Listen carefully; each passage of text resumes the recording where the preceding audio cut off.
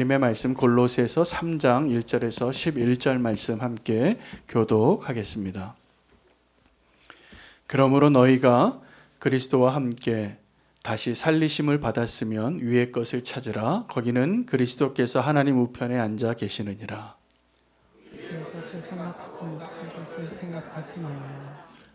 이는 너희가 죽었고 너희 생명이 그리스도와 함께 하나님 안에 감추어졌음이니라. 우리 생명이신 그리스도께서 나타나실 그때 너희도 그와 함께 영광 중에 나타나리라. 그러므로 땅에 있는 지체를 죽이라. 곧 음란과 부정과 사욕과 악한 정욕과 탐심이니 탐심은 우상 숭배니라. 이것들로 말미암아 하나님의 진노가 임하느니라. 너희도 전에 그 가운데 살 때에는 그 가운데서 행하였으나 이제는 너희가 이 모든 것을 벗어버리라. 곧 불안과 미움과 악의와 비방과 너희 입에 부끄러운 말이라. 너희가 서로 거짓말을 하지 말라. 옛사람과 그 행위를 벗어버리고 새 사람을 입었으니 이는 자기를 창조하신 이의 형상을 따라 지식에까지 새롭게 하심을 입은 자니라. 함께 읽겠습니다. 거기에는 헬라인이나 유대인이나 할레파나 무할레파나 야만인이나 수구디아인이나 종이나 자유인이 차별이 있을 수 없나니 오직 그리스도는 만유시요 만유 안에 계시니라. 아멘. 하나님의 말씀입니다. 오늘 골로새서 3장 말씀은 구원에 대한, 그리고 구원 이후의 성도의 삶에 대한 좀 더 명확한 바울의 권면이 있습니다. 골로새서 2장에는 구원받은 성도들이 어떻게 좀 더 거룩하고 영적인 영성의 삶을 살까에 대한 갈망으로 가득했기 때문에 잘못된 영성으로 나아가는 그들을 잘 바로잡아 주느라 몇 가지 사례를 들면서 진정한 영성은 현실에 뿌리 박혀서 우리의 현실적인 삶과 연관되어진 그 모습 속에서 하나님의 그 축복을 누리고 예수 그리스도를 닮아가는 것이 영성이라는 것을 가르쳐 주었습니다. 그래서 율법주의에 빠지거나 아니면 금욕주의에 빠지거나 아니면 이 세상을 부인하고 산꼭대기에 올라가서 살려고 하는 이러한 영성들은 예수 그리스도를 닮아가는 자들의 진정한 영성이 아니라 약간 문제가 있고 심각한 오류가 있는 영성이 되겠습니다. 여러분, 그 영성이라 하면 예수 그리스도를 닮아가는 것이지만 오늘은 영성의 차원이 아니라 우리 구원의 차원에서 바울이 어떻게 우리가 얻은 그 구원을 잘 지킬 수 있는가에 대해서 이야기하고 있는 아주 중요한 메시지가 되겠습니다. 구원에 대해서 너무나 갈망을 가지고 어떻게 하나님 나라에 들어갈 수 있는가에 대한 질문을 가지고 예수님을 찾아봤던 종교 지도자가 니고데모였습니다. 그 니고데모가 어떻게 하나님의 나라에 들어갈 수 있느냐 물어봤을 때 주님은 거듭나야 한다고 말씀을 하셨습니다. 그런데 이 거듭남에 대한 이해가 없었던 니고데모는 어떻게 모태에서 다시 태어날 수 있느냐라고 질문했고, 그때 예수님은 물과 성령으로 거듭나지 않으면 너희가 하나님 나라를 볼 수 없다고 말씀해 주신 것이죠. 여러분, 우리의 구원이, 여러분이 지금 오늘 이 자리에 예배드리러 나오신 분들은 모두 제가 하나님이 택하셨고 구원받은 주의 백성임을 저는 신뢰합니다. 맞죠? 네, 그런데 어떤 사람이 길 가다가 여러분을 붙잡고 당신 구원 받으신 거 맞습니까? 라고 물을 때 많은 분들이 그때 자신 있게 대답하지 못하는 분들이 많았습니다. 그래서 한국 이단의 역사 속에서 구원파라고 하는 이단이 예수님 믿는 교회가 있는 집마다 이렇게 두들기면서 그렇게 물어봤어요. 성경 이야기 좀 하자고. 그럼 당신 구원받은 건 맞냐고. 근데 그때 그 구원파가 문을 두드릴 때 안타깝게도 나 구원받은 거 확신한다라고 말하지 못하고 자신 없게 말할 때 그들이 그 구원에 대한 우리의 믿음의 고백을 가지고 잘못된 교리를 가지고 틈타서 이단이 한동안 굉장히 그 한국교회를 혼란케 한 아픔이 있었습니다. 그때 그 사람들이 주장했던 내용이 이런 겁니다. 당신 구원받은 거 맞냐고. 근데 왜 대답을 잘 못하냐고. 구원받은 사람은 자기가 언제 구원받은지 몇 날 며칠 몇 시를 잘 기억하고 있다고. 그거를 기억하고 있지 못하면 당신의 구원에 대한 믿음은 어쩌면 아닐 거라고. 내가 이제 구원에 대한 이야기를 다시 가르쳐 주겠다고. 그러면서 잘못된 교리를 쫙 가르쳐 주기 시작한 겁니다. 여러분, 구원 받으셨습니까? 예. 누가 이단이 물어보면 이렇게 얘기하셔야 돼요. 구원 받았다고. 그리고 근데 구원 받았는데 우리의 딜레마가 뭐냐 하면 구원 받았는데 내가 예수 그리스도를 믿고 예수님이 어떤 분이신가를 믿고 예수님께서 십자가에서 행하신 일이 무엇인지 믿어져서 누구든지 그 예수 그리스도를 믿는 자마다 멸망치 않고 영생을 주시겠다고 하는 그 말씀을 믿게 됐는데 이게 요한복음 니고데모와의 대화 이후에 우리가 그렇게 잘 외우고 있는 요한복음 3장 16절의 결론이거든요. 누구든지 주의 이름을 믿는 자마다 멸망치 않고 영생을 주시려고 우리를 심판하려 하신 것이 아니라 우리를 구원케 하시려고 우리에게 오신 예수님을 우리는 믿고 있습니다. 아멘이죠. 근데 문제는 우리가 구원받고 그렇게 예수님을 영접했는데 구원받고 나서 우리가 살고 있는 세상을 보니까 여전히 악이 가득해요. 구원받은 내 모습을 보니까 여전히 연약해요. 여러분, 구원받고 나서 죄 안 지으셨나요?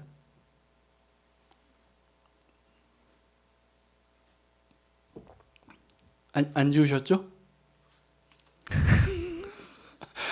이렇게 자신 없게 얘기하시면 안 되는 거예요. 오늘 그래서 구원 그 이후에 우리에게 펼쳐지는 일들과 하나님이 우리를 어떻게 구원의 길로 인도하시는 것인가에 대한 확실한 확신이 필요해요.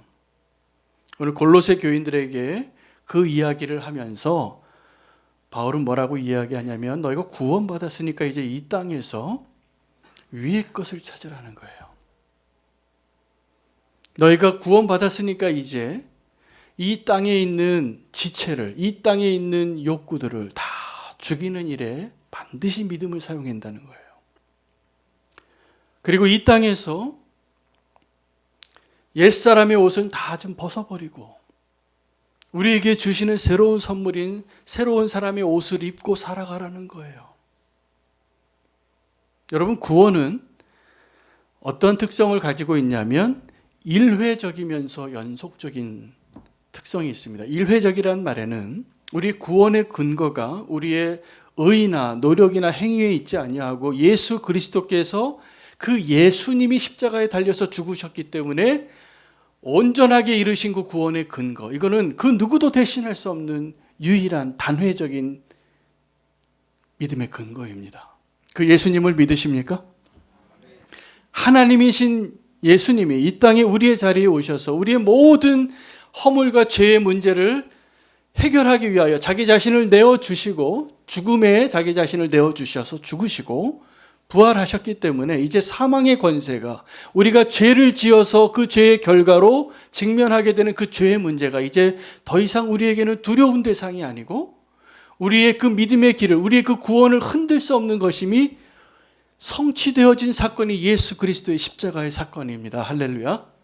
그래서 구원은 그 어떤 것으로도 바꿀 수 없고 대체할 수 없는 예수 그리스도의 십자가의 사건에 믿는 그 근거에 시작이 되어지는 것이죠. 그런데 우리 믿음의 삶은 어떠냐 하면 우리가 구원을 얻었는데 그걸 영접하게 됐는데 저와 여러분이 아마 다 비슷한 경험을 하셨을 겁니다. 저는 대학교 3학년 때 1988년이었어요. 7월 어느 날이었어요. 제가 그때 예수님을 인격적으로 만난 게 너무나 분명하기 때문에 저는 그때 예수님을 만나서 회심한 날짜와 시간을 정확하게 기억하고 있어서 제가 예수님 믿고 믿음의 길을 가고 있는 도중에 구원파를 만났을 때 저는 그들의 논리에 넘어가지 않을 수 있었습니다. 그 사건이 너무나 명확했기 때문에. 그리고 그들의 주장에 대해서 제가 흔들리지 않았어요. 그런데 사실은 저의 모습은 그때 예수님을 영접하고 믿음의 길로 들어섰지만 너무나 드라마틱한 구원의 경험을 했지만 저는 여전히 죄인이었다는 것을 고백합니다. 여러분 앞에. 그리고 하나님 앞에. 그런데 이거 하나가 더 중요해요. 그러면 나의 구원이 흔들렸을까? 아니요. 저는 나의 연약함과 나의 실패와 나의 범죄함과 나의 부끄러운 모습에도 불구하고 그 모든 것을 알고 계셨던 주님께서 여전히 나의 손을, 나의 믿음의 길을 포기하지 않으시고 붙잡고 인도하고 계시기 때문에 저는 저의 구원을 의심하지 않습니다. 할렐루야. 여러분, 우리가 우리의 구원을 할 수만 있다면 흔들고 그 택함 받은 자의 그 구원의 기쁨을 빼앗아 가려고 하는 원수가 존재하고 있다는 것을 우리는 반드시 알아야 합니다. 흔들리지 마시기 바랍니다. 자, 그러면 우리가 구원 받을 때의 믿음과 구원 받고 나서의 우리의 믿음 가운데 어떤 믿음이 더 큰 믿음일까요? 어떤 분은 이렇게 생각하실 거예요. 내가 구원 받았을 때는 그때 너무나 순수하고 거룩하고 온전한 믿음이었는데 그 이후에 내가 보니까 자꾸 세상도 좀 바라보고 내가 이제 믿음이 좀 연약해서 좀 종교적인 모습도 생기고 미선적인 모습도 있어서 강단에 와서 기도할 때마다 우리 첫사랑 좀 회복시켜 달라고. 내가 그 첫사랑을 주님을 경험했을 때는 너무나 큰 믿음이었는데 지금은 아닌 것 같다고. 이 감정에 속으시면 안 돼요. 여러분이 지금 서 있는 믿음의 자리가 언제냐 하면 여러분이 예수 그리스도를 믿었을 때 그 믿음은 정말 시작의 믿음입니다. 그것도 성령님께서 여러분을 아시고 택하시고 그 구원의 자리에 초대하셔서 믿음으로 반응했기 때문에 구원의 감격을 누렸고 주님을 영접하셨을 겁니다. 제가 한 분 한 분 다 안 물어봐도 그런 경험이 있으셨을 거예요. 주님이 우리를 찾아오신 것이죠. 근데 그 이후에 우리의 연약함 때문에 우리의 믿음이 그러면 더 연약해지는 것이 당연하고 그리고 그렇게 사는 것이 하나님이 원하시는 것이냐면 그렇지 않아요. 우리가 구원받았을 때의 그 믿음보다 이제 믿음의 여정을 걸어가는 저와 여러분의 믿음이 훨씬 더 큰 믿음이어야 하고 지금 그 믿음이 훨씬 더 큰 믿음입니다.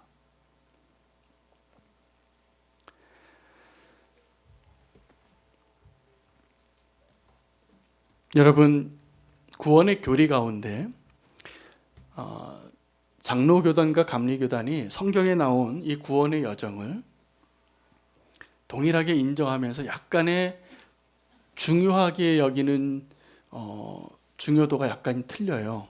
그래서 우리가 구원받을 때 어떻게 그 구원이 성취되어지는 그 과정이 프로세스가 있냐 하면 모든 것을 아시는 전지전능하신 하나님이 저와 여러분을 택하셨습니다. 믿으세요? 그래서 우리가 하나님을 택한 것이 아니라 하나님이 우리를 택하신 거예요. 그래서 주님이 우리에게 찾아오셨어요. 그래서 그때 믿음으로 아주 겨자씨 같은 믿음으로 그게 믿어진 거죠. 그래서 주님 내가 믿겠습니다. 그래서 그 구원이 시작이 된 거예요.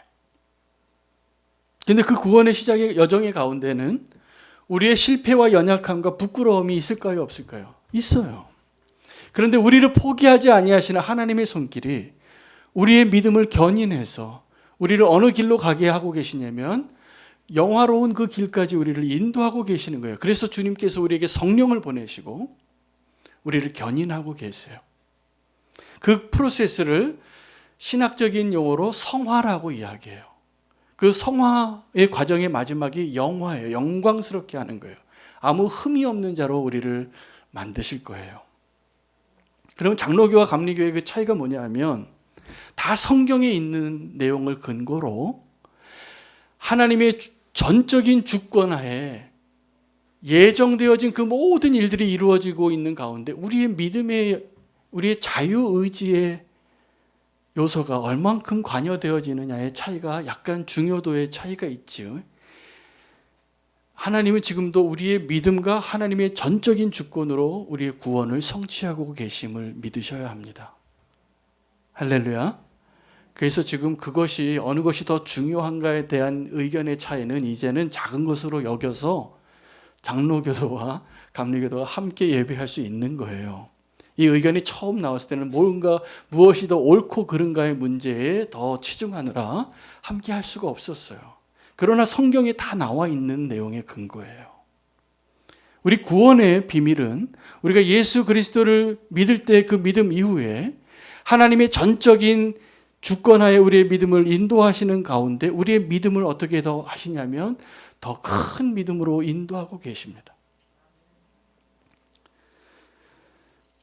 구원 이후의 삶에 대하여 성도가 좌절하는 이유는 내가 구원받았는데 그 믿음으로 예수 그리스도를 믿고 이제 하나님의 백성이 됐다라고 그렇게 고백했는데 왜 내가 또 죄를 짓지? 그게 용납이 안 되는 거예요. 이 부분에 대해서 가장 적합한 비유가 있다면 다윗의 인생이에요. 여러분, 다윗이 아주 특별한 인생을 삽니다. 모세처럼.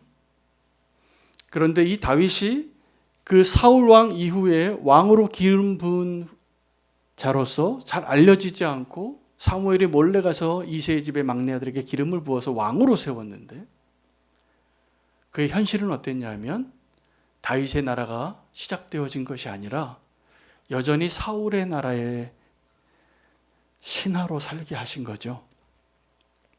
그리고 그 시간들 동안에 다윗은 하나님과 자기가 섬기는 왕에게 충성을 하면 할수록 어떻게 되어지냐 하면 위태로워졌어요. 목숨이 위태로워졌어요. 그런데 바로 그 이유 때문에 저와 여러분이 지금 알고 있는 다윗이 되었다는 것을 알아야 합니다.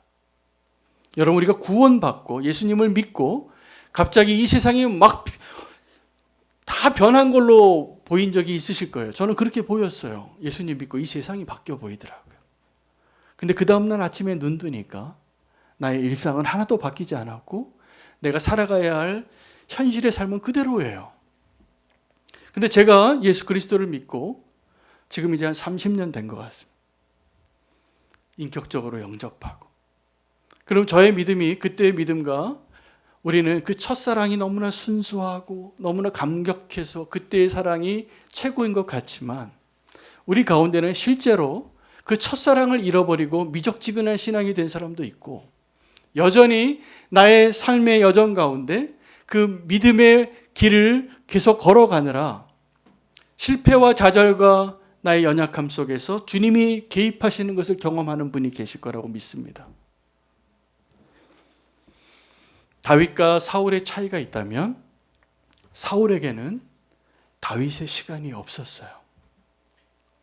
여러분, 우리가 구원의 확신을 얻고 만약에 하나님 우리 인생에게 계획하신 하나님의 그 계획과 하나님의 꿈과 하나님의 목적이 우리를 단지 나은 사람을 구원하기 위하여 나의 인생 가운데 그 사울의 경험처럼 다메섹 길로 가는데 갑자기 이적적인 경험으로 특별한 경험으로 하늘의 빛이 광명하게 예수 그리스도를 인격적으로 만나는 그 사건으로 우리를 구원하는 일이 주님의 목적이었다면 저와 여러분은 모두 다 어떤 것이 가장 큰 축복이냐 하면 예수님 믿게 되었던 그날에 이 생을 마감하는 거예요.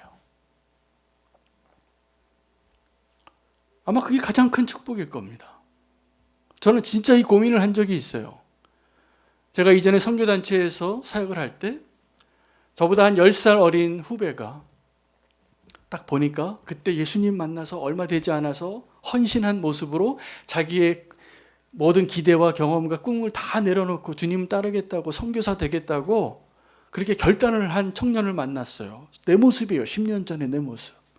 근데 그 청년이 이제 주님의 길을 가겠다고 결정을 하고 자기 부모님에게 그 사실을 이제 말씀드리러 가서 대구가 고향이었는데 대구에 내려가서 부모님 만나서 그 이야기하러 내가 이제 이 길을 가겠다고 그 얘기하고 돌아오는 길에 전철에서 사고가 났어요.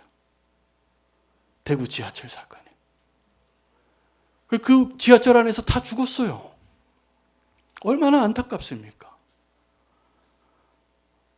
그 청년이 생긴 것도 배우같이 생겼어요. 꽃미남이에요, 진짜. 너무 잘생기고, 너무 아름답고, 너무 순수하고, 주님을 위해서 내 인생을 이제 살겠다고. 그런데 데려가시더라고요, 주님이.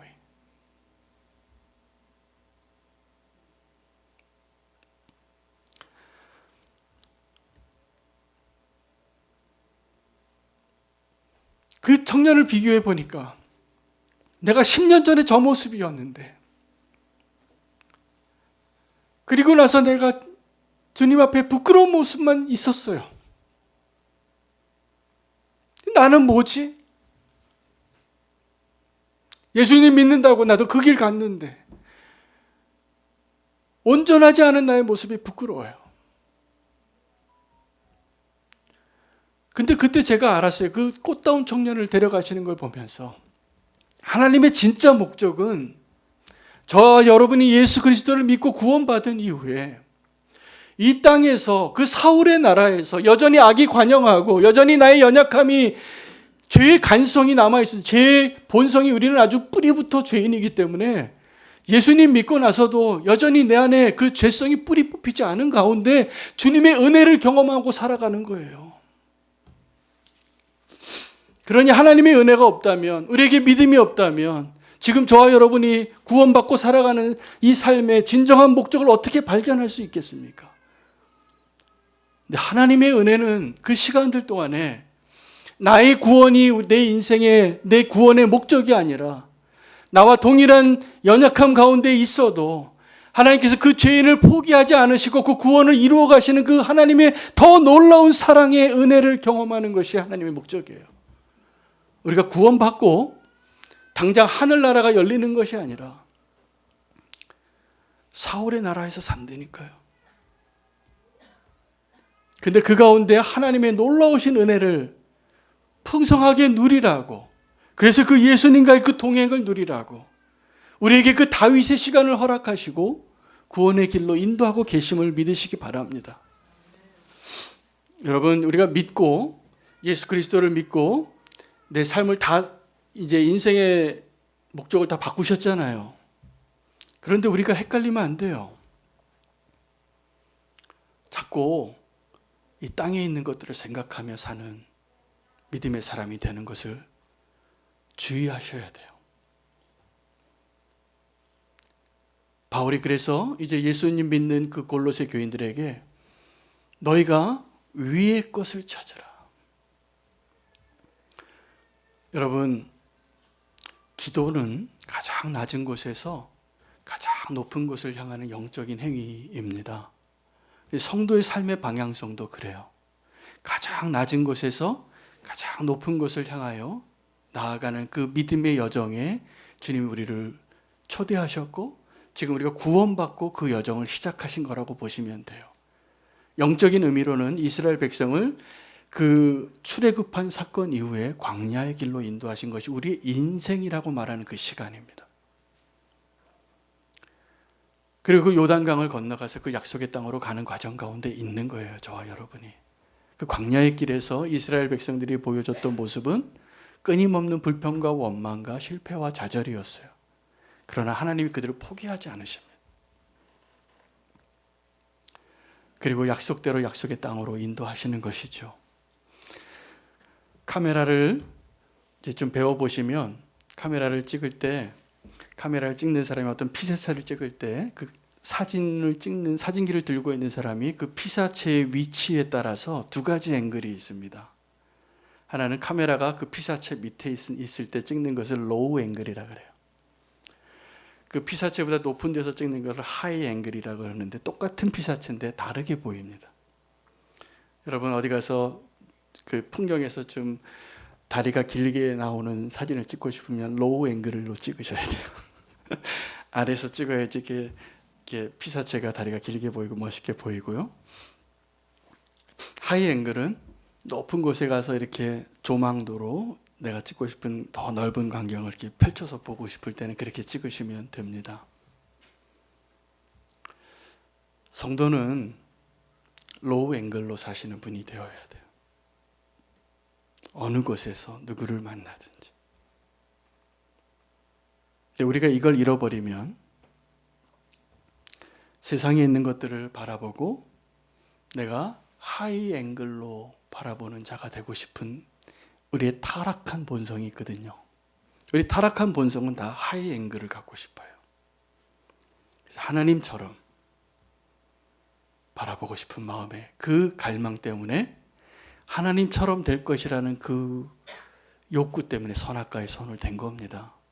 근데 우리의 자리는 이 땅에서 구원받고 나서 우리 성도들이 서 있는 자리는 이 땅에서 낮은 곳에서 위의 것을 찾는 자로 살라고 우리를 그 믿음의 시간을 허락하신 거예요.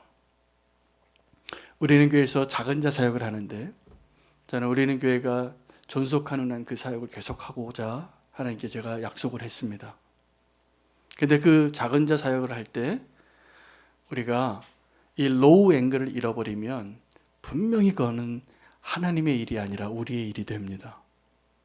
우리보다 어렵고 옥에 갇히고 가난하고 나그네 되고 병든 자를 찾아갈 때 우리가 어떻게 하기 쉬우냐면 하이 앵글로 그들을 찾아가는 거예요. 아, 저분들 어떻게 저런 데서 사시지? 어떻게 저 감옥에서 평생을 살지? 어떻게 저 병든 자리에서 저렇게 고통스럽게 살지?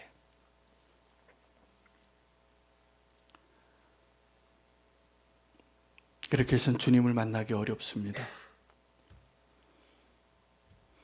작은 자를 찾아갈 때 우리가 그들보다 더 작은 자라는 사실을 인정하고 찾아가야만 우리가 만나는 그분이 예수 그리스도가 될 가능성이 있는 겁니다. 바울이 골로새 교인들에게 너희는 이 땅에서 위의 것을 찾으라.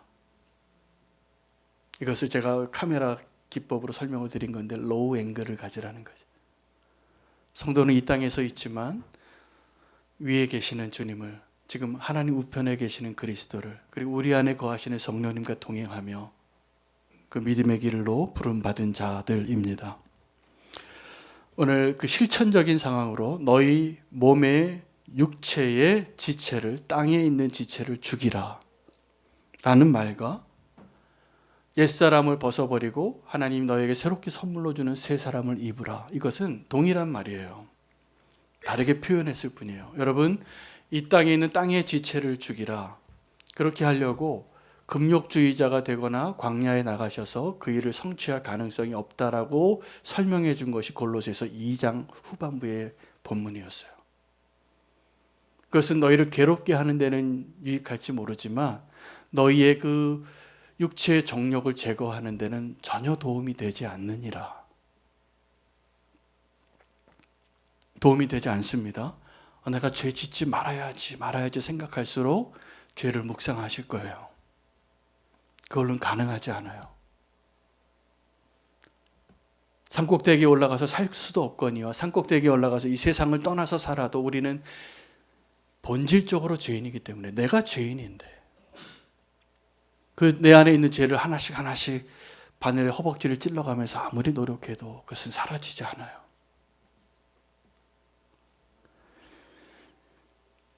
나의 생명이 그리스도 안에 감추어졌다가 이제 드러나게 되어지는 것이 믿음으로만 가능합니다.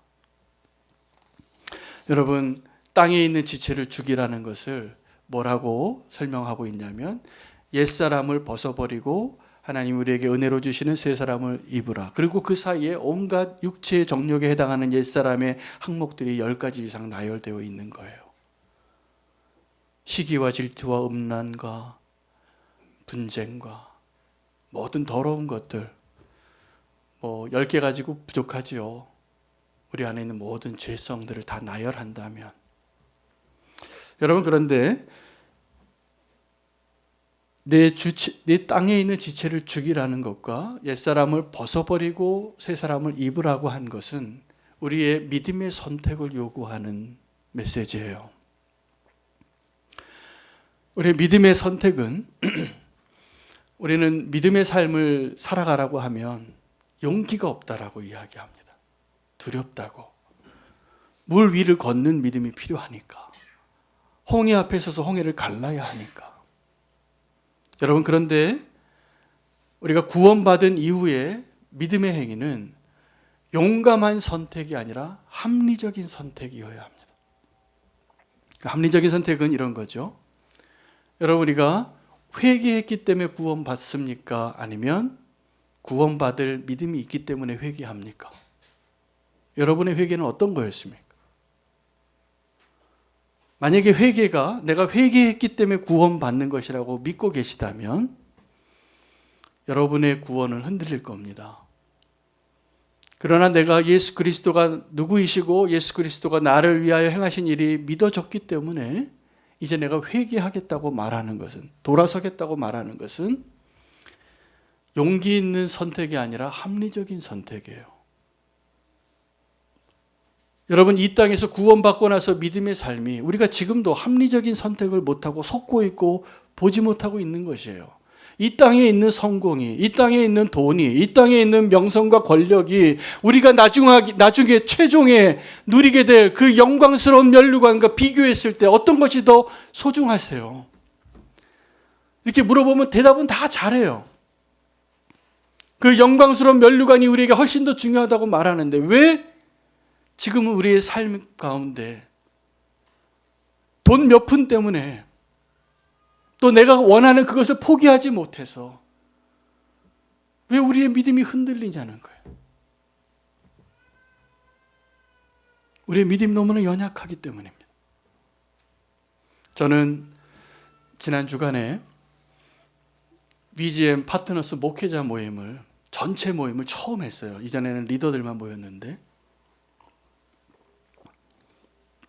한 70여 명의 목사님이 모이셨어요. 스태프들까지 합해서 100명 정도 모였는데 하나님 저에게 주신 은혜가 너무 많은 시간이었습니다. 1박 2일인데 아마 여러분이 기도해 주셔서 그랬던 것 같아요. 저는 그때까지만 해도 이 예수 동행 일기를 쓰는 것을 개인적인 영성의 차원으로 이해했고 제가 그렇게 적용하기도 했고 그래서 다른 사람에게 아주 강력하게 권면하지를 않았어요. 그냥 따로 혼자 쓰시면 잘하셨다고. 그걸 인정도 하고 우리 임직자의 조건에도 그냥 따로 쓰시는 것도 인정해 드렸는데 하나님께서 굉장히 중요한 깨달음을 저에게 주셨는데 이 영성 공동체를 세워가기 위하여 우리가 주님과 동행하는 삶을 서로 권면하라고, 서로 힘이 되어주고 서로 의지가 되라고 교회로 부르신 것을 알게 되니까 우리가 주님과 동행하는 그 삶이 오늘 이 예배 드릴 때 나의 마음과 예배 마치고 이 성전을 떠나서 일주일간 사람들과 살아갈 때 나의 모습이 다르다면, 그리고 그것을 함께 고백할 수 없다면 그 믿음은 가짜예요. 다른 종교 지도자들과 위선자들과 다를 게 하나도 없어요. 그 나눔 가운데 어떤 목사님이 소그룹에서 그분이 결단을 듣고 제가 또 한 번 도전을 받았어요. 그 목사님이 영성일기를, 생활일기를 쓰셨어요. 여러분, 이제 제가 하나님께 결단을 했기 때문에 우리는 교회는 이제 앞으로 예수 동행일기를 다시 한번 새롭게 시작하겠습니다. 근데 그 소그룹 안에서, 안전한 소그룹 안에서 나의 삶을 다 나눌 수 없다면 나의 삶에 문제가 있는 거예요. 나의 믿음에 문제가 있는 거예요. 어떠한 핑계가 있을지라도. 근데 그 목사님이 뭐라고 얘기하시면, 내가 이제 목사인데 내가 우리 교회 성도들과 몇몇 목사님들과 나눈 방에서 함께 나누는데 내가 영성일기에 쓸 수 없는 삶이 하나도 없는 목사가 되기를 간절히 원합니다.